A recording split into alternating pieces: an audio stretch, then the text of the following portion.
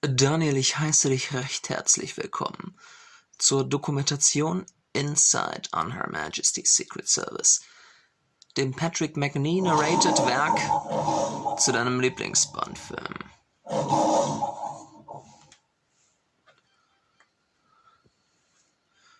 Einen winzigen Augenblick.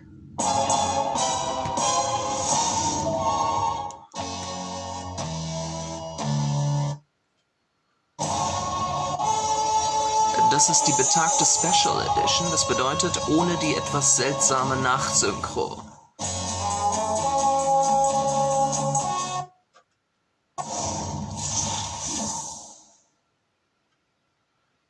Das müsste es sein, ein Einblick in Im Geheimdienst ihrer Majestät. Documentary, narrated by Patrick Macnee. Viel Vergnügen.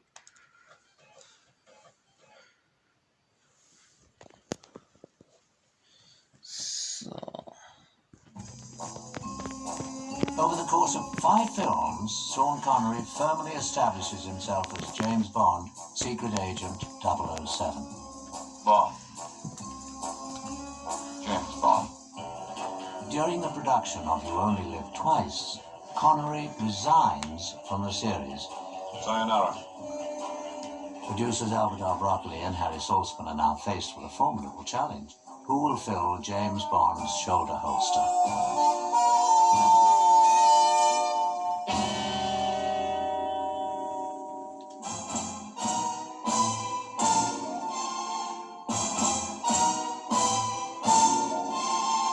Ian Fleming's novel on Her Majesty's Secret Service, which he writes in Jamaica while Dr. No is being filmed, becomes a bestseller when it is published in April 1963. It is immediately acclaimed as one of the most engaging Bond novels. But the film version is often postponed. At the end of Goldfinger, they weren't certain what they were going to do. They probably did their thinking about On Her Majesty's Secret Service whilst they were out in Switzerland when they were doing the locations with Goldfinger. During the release of Thunderball, contests are held to select 12 women to star opposite Sean Connery in the next 007 adventure, On Her Majesty's Secret Service. But scheduling conflicts prevent winter shooting, and the producers decide the next Bond film will be You Only Live Twice. I said, I've finished with editing. I don't want to do any more editing. I'm going to direct. That's what I want to do. But first, Hunt has to finish work on another Cubby Broccoli production. During my work on Chitty Chitty Bang Bang, I had been working with Dick Maybaum on the script of On Her Majesty's Secret Service, so it wasn't an abrupt change. Peter Hunt takes much of his second unit from Chitty Chitty Bang Bang into the new 007 production. My introduction to the Bond picture was through Peter Hunt. And I already was in a wonderful friendship and easy conversation with Michael Reed. He said, would you like to do it with me? So I said, I'd love to. So he said, it was going to be a tough picture, you know. So I said, well, that's fair enough. For guidance, Hunt looks back to the earliest James Bond films of director Terence Young. Terence Young was a great influence on me by everything. Yeah, you know, Terence could have played James Bond. Would have been great, now I think about it, if he'd have played James Bond and I'd have done the directing.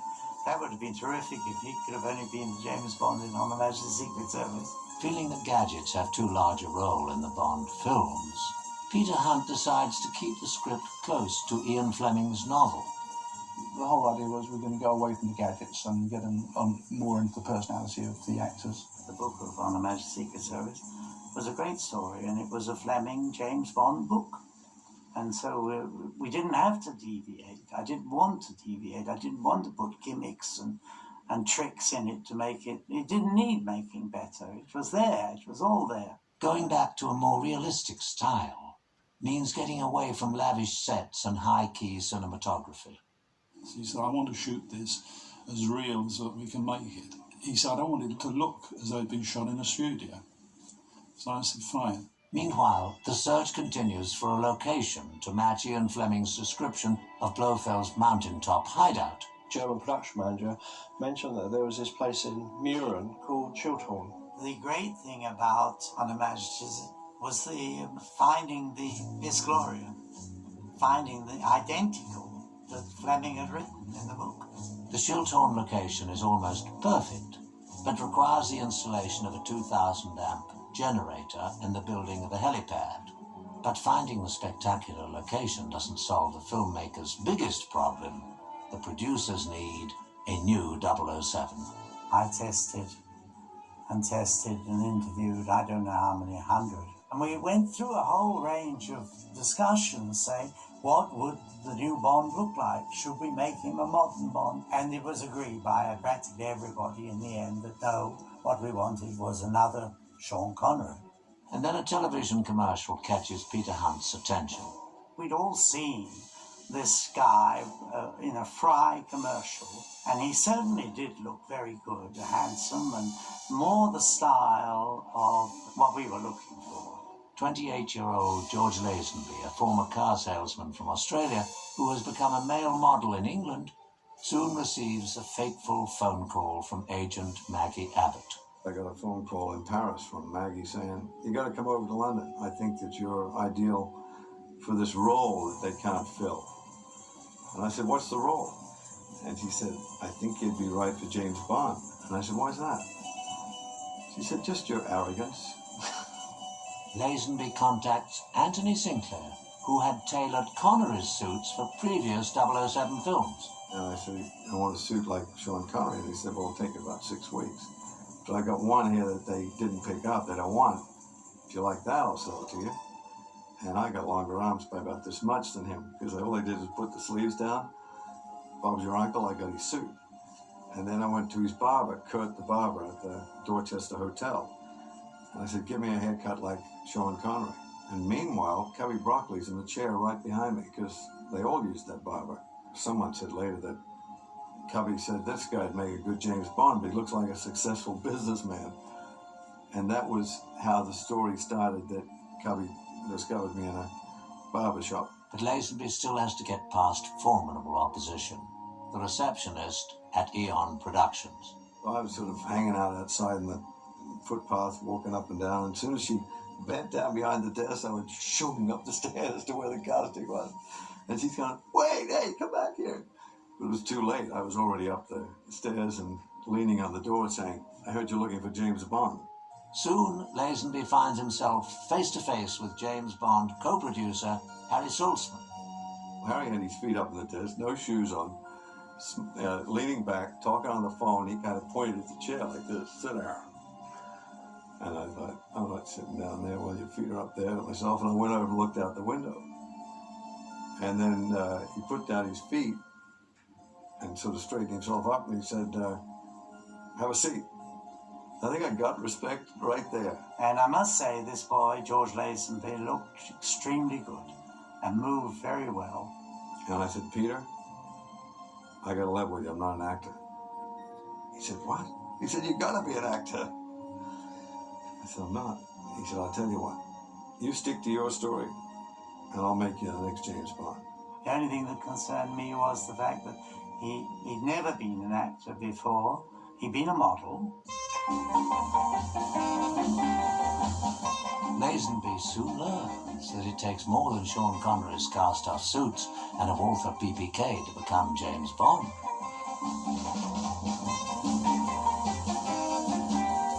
My walk was such that Peter would pull me up. He said, stop that Australian swagger.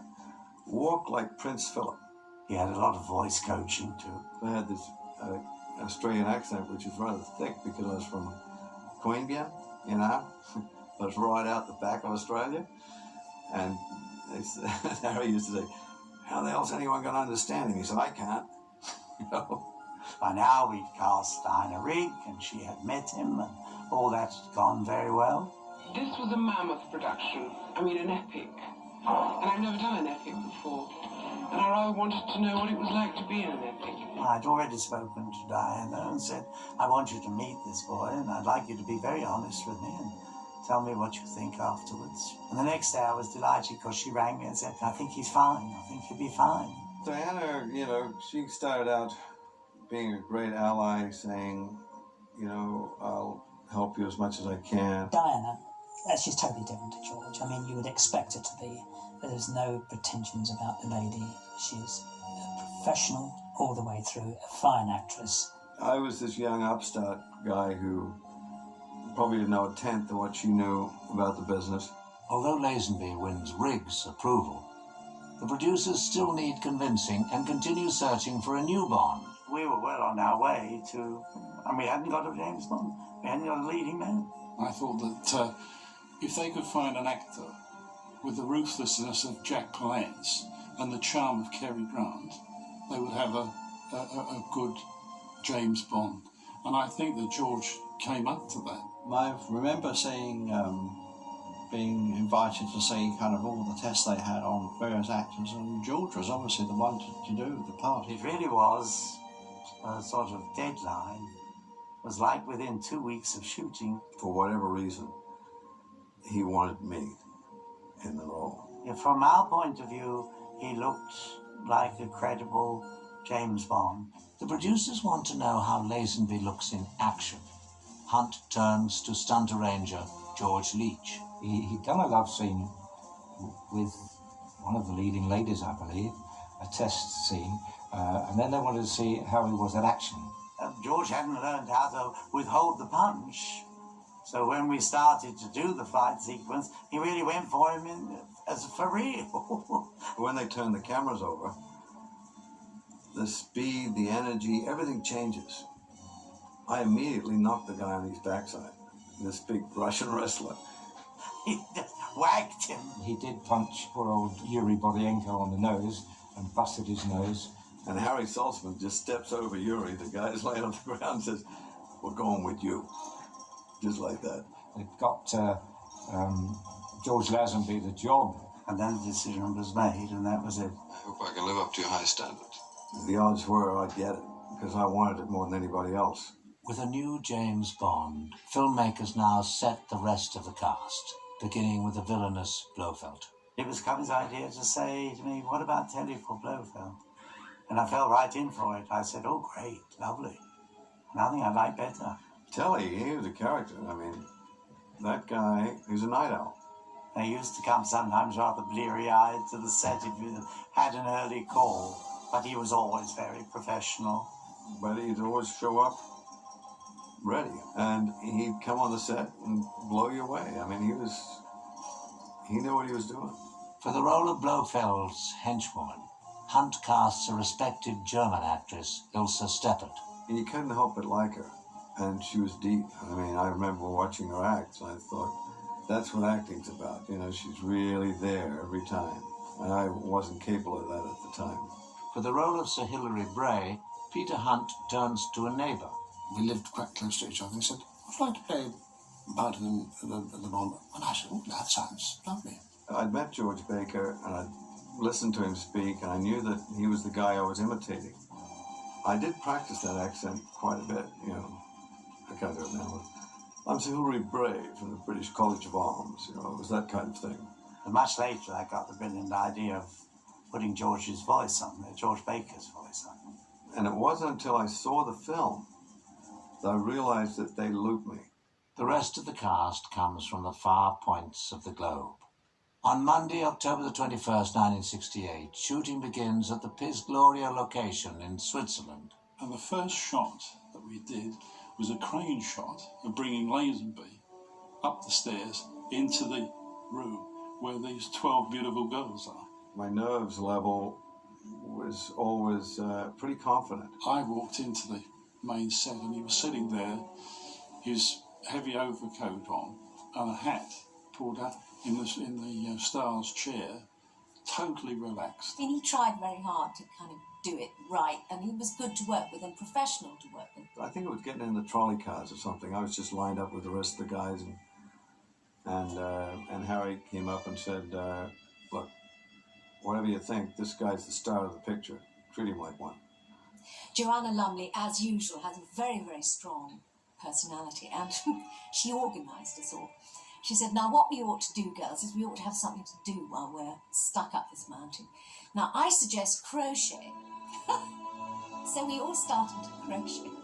We crocheted blankets, shawls, and all the fellas thinking, "Oh, there's a lot of crumpet here on the set." We were all crocheting. Sorry, no, I can't come out tonight because I've almost finished my crochet blanket. Men find other pursuits. Telly'd phone us up at 11 o'clock at night to say, come on down, you know, I've got 3 other guys, we can get a poker school together. Your per diem comes in cash.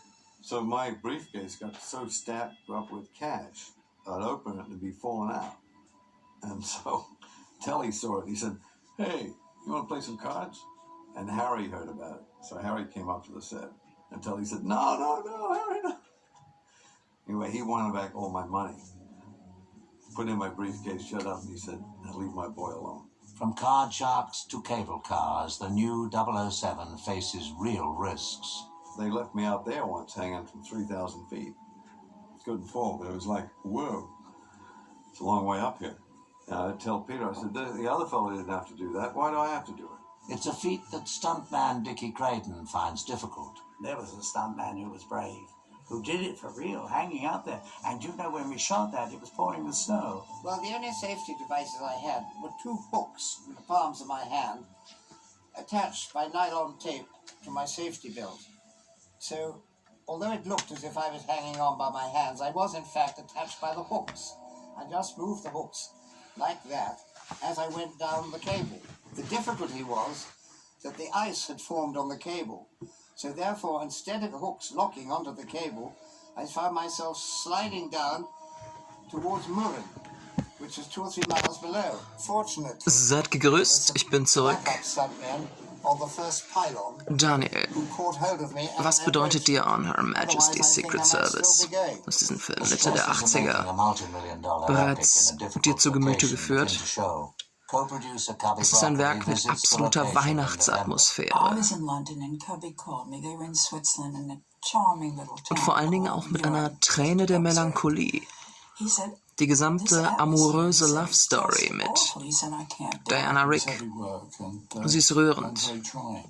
I said, look, why don't I come up and we'll give a party for everyone, drivers, everybody, stars, whatever. And then maybe people will start to relax. And we're all having a good time at the party and no George Lazenby. And everybody's saying, oh, he's not going to die. And then all of a sudden, there he was at the doorway, just standing there.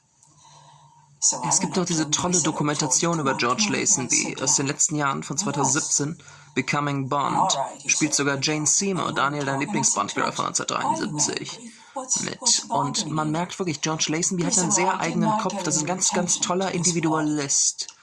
I said, George, it was on the call sheet, it was in the lifts. Everybody knew it. But I'm the star. I'm the star. So I laughed because I never heard anybody say that before. Ja, ich liebe es, wenn Leute sowas Cubby sagen. did not think it was funny. And he said to him, listen, you're not a star because you say you're a star.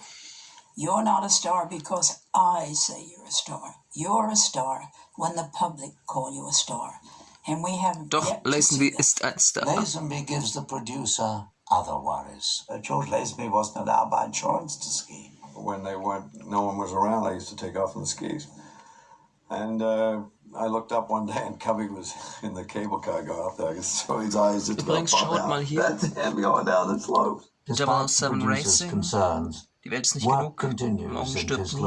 Eric Romer, Katrin Breillat und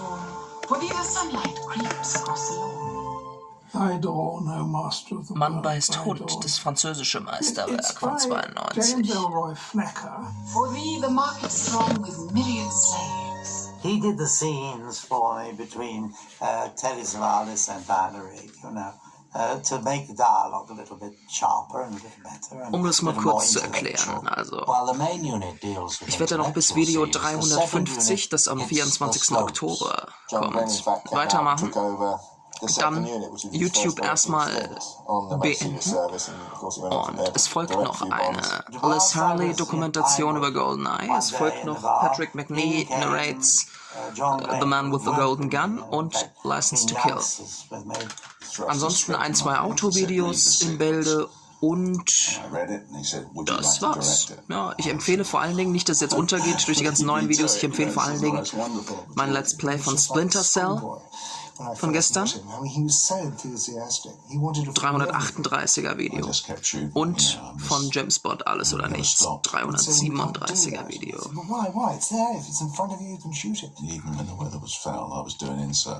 John Glenn ist ein cooler Zeitgenosse. Shooting a Bond film has requirements far above the norm. So a call Das ist goes eine out to one of the wundervolle, world's foremost verschneite skiers. Zauberlandschaft. I got a phone call from Cubby Broccoli asking me Romantic masterpiece. interested in working with the Bond people. I was supposed to go for 3 weeks and I was staying for 3 months then. So it was a great adventure. When I first saw his material, at the very end of the rushes, this material came up, which was all handheld. Mitnichten wird mein Speicher für den gesamten Rest der Dokumentation aushalten, aber ich hoffe ja zumindest, dass wir ungefähr 25 Minuten drauf bekommen. Skiing is my profession, or was my profession as an Olympic skier, and I didn't have too much problems with, actually skiing with a camera. Die Disc, die hier auf der PS1 liegt, ist übrigens Twin Peaks. None of the stuntmen, certainly not myself, would have had the ability to do what Willy Bogner could.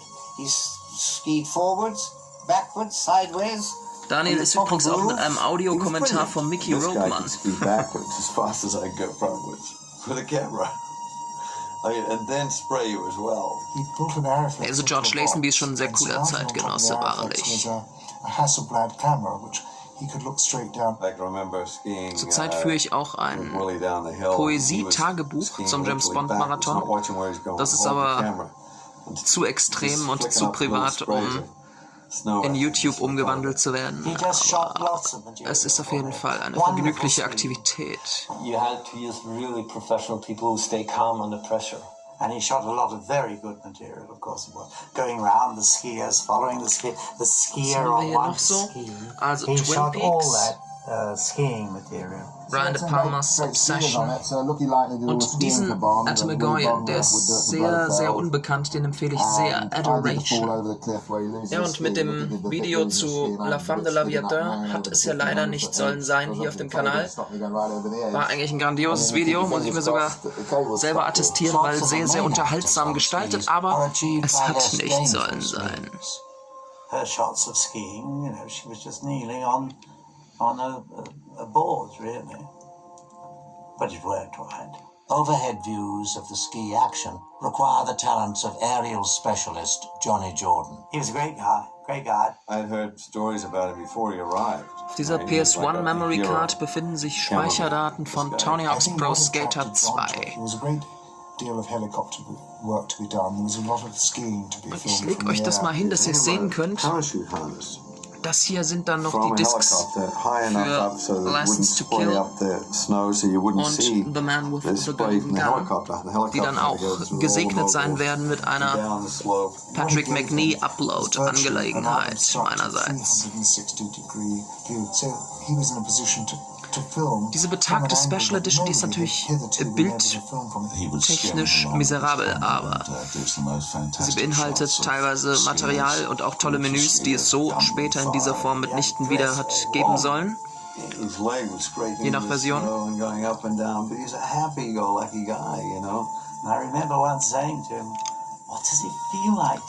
Also Daniel Volker, Zwischenstand, ich bin jetzt noch nicht mal fertig geworden mit Goldfinger. Aber bei den Dokumentationen hier on YouTube gehe ich schon mal einige Werke weiter.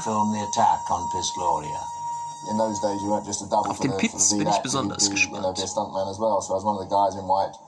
Jumping out the helicopters on the Shilton and running up the hill and getting shot and blown up and flamethrowers and all sorts of things like that. So I was blown over the side of the fortress.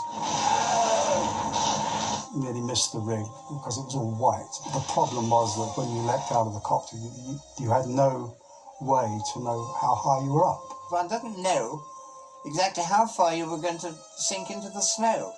You're looking down onto white and you don't know how far away that is. I found myself up to my nose, so just the top of my hat was visible.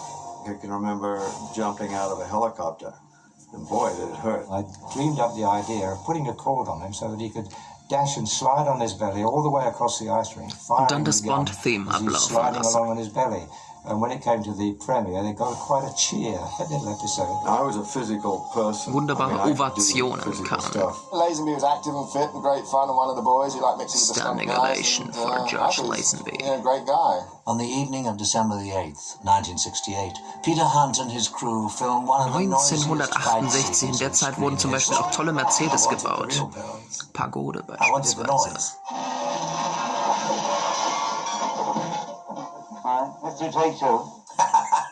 Poor John Mitchell, who was my sound man. Oder der W111 von Jack Cassidy in Tödliche Trennung. Diese Eishöhle, die fand ich auch immer so wunderschön, Daniel. Ja, und tolle Bob-Szenen gibt es ja auch in For Your Eyes Only. Die Stunts in For Your Eyes Only sind die besten überhaupt. Und der Krokodilsprung in Live and Let Die. I thought, this is marvelous. Could we have it again? The corners where you corner at 60, 70 miles an hour. Hier ist übrigens noch ein VHS-Rekorder. Very dangerous. And I do remember thinking, I'm out of control. But fortunately, the runway more or less took you around the corners itself. Ich muss ja sagen, ich gehöre zu den ganz wenigen Leuten, die den Soundtrack von On Her Majesty's Secret Service, jetzt steinigt mich bitte nicht, aber die den Soundtrack von On Her Majesty's Secret Service nicht so gut finden. Finde ich nicht so überragend. Ich mag den von anderen Bond-Filmen viel lieber und trotzdem direkt nach Lizenz zum Töten On Her Majesty's Secret Service ist der beste Bond-Film. Bedauerlicherweise wurde ja Lazenby im Originalton in vielen Szenen als Sir Hilary Bray von George Baker synchronisiert. Das hätte man meines Erachtens nicht machen sollen. Aber in der unsrigen Fassung zum Glück Gerd Günther Hoffmann. Spoke to Peter Hunt that evening and we rewrote the script, the action script, to incorporate any accidents like that. Dieser George Baker, den ich gerade genannt habe, der hat übrigens auch mal in einer Rolf Schulz-Synchro in Die 2 einen Gastauftritt in Der Mann mit dem Köfferchen, wo sie den Brahms jagen. Der wiederum von Martin Hirte, einer häufigen Schurkenstimme bei James Bond, synchronisiert wird. One stunt proves particularly difficult to pull off. Joe Powell, who's doubling Blofeld, he had to get the fork stick in the neck. Also Daniel, ich hoffe inständigst, dass ich dir mit diesem kleinen Dokumentationchen eine Freude habe bereiten können. Weiterhin, wie gesagt, ich empfehle vor allen Dingen die Let's Play-Geschichten von Alles oder Nichts und Splinter Cell insbesondere. Splinter Cell, das passt zum 60-jährigen Bond-Jubiläum, 20 Jahre Splinter Cell. Es ist eine Leidenschaft, die ich in meiner Kindheit schon in mir trug. On January the 25th, 1969, the unit begins shooting a Ich bin erst in der zweiten Hälfte der 90er Jahre geboren. The driving unit supervised by Eric Lavista. The ice was so good, so skiddy, you know, that it was marvelous. It's hard to drive on ice, I found out. But once you get in that car, und Peter Hunt, muss man sagen, ist ein Mensch, der sehr interessante, gute Schnitte vollführen kann bei seinen Filmen. You enjoy it. It's wonderful. Bond-Leistungen außerhalb Bond empfehle ich euch zum Beispiel von Sean Connery, Die Strohpuppe oder auch Sein Leben in meiner Gewalt von Sidney Lumet. Bei Roger Moore zum Beispiel, ein Mann jagt sich selbst.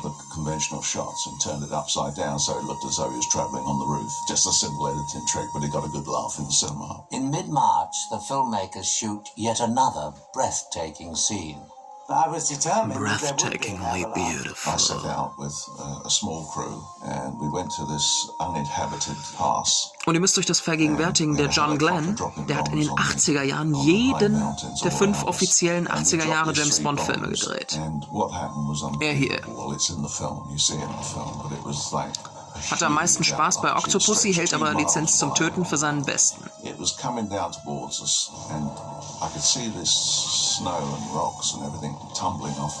Genau, auch so ein Happy Anniversary 007, diese Doku will ich eventuell auch noch hochzuladen gewillt sein in Wäldern.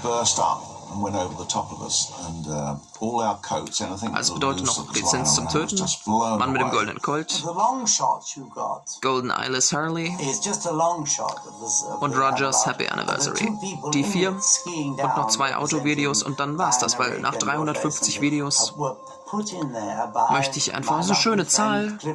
Dann mache ich mal ein Häkchen vorerst an YouTube. Aber in den letzten Tagen kam ja auch wahnsinnig viel. Ja. Eine regelrechte Flut von Informationen. On Friday, March the 21st, 1969, on the A stage at Pinewood Studios, Hunt directs a scene that Bond fans thought they'd never see. Das ist so wunderschön 007 romantisch. proposing marriage. You've come from all Diese that Scheune. action and what have you, and you want to go a moment's breath, as it were, which gives them the opportunity